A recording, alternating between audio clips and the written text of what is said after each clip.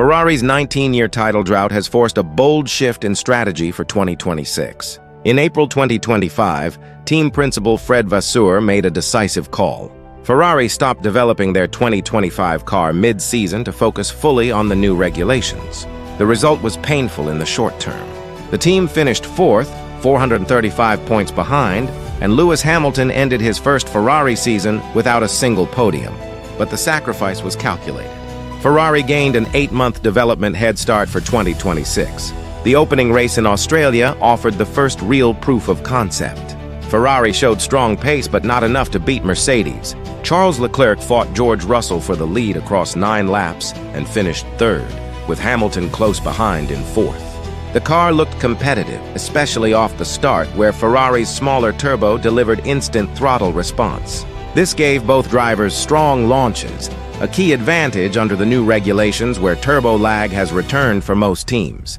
Despite this, Mercedes dominated. They finished 1-2 and built an early 16-point lead in the championship. Their advantage comes partly from a clever engine interpretation.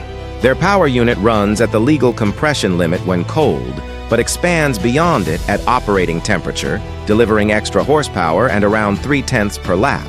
Ferrari protested, but the rule change to stop this will only take effect from June 1st, after 7 races. This delay defines Ferrari's strategy. They do not need to beat Mercedes immediately. They need to stay close.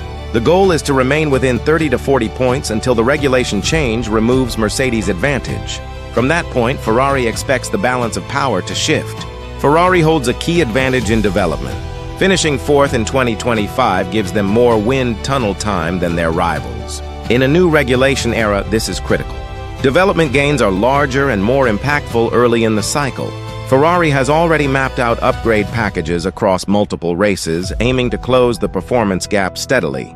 By Monaco, the deficit could shrink significantly. The car itself introduces innovative ideas. The smaller turbo improves low-speed response. The exhaust wing design adds downforce in high-speed corners and is difficult for rivals to copy. A rotating rear wing concept is also in development. These solutions reflect Ferrari's aggressive approach to pushing technical limits. However, operational issues remain a concern. In Australia, a strategy mistake during a virtual safety car cost Ferrari a realistic shot at victory. This highlights a familiar weakness from past seasons.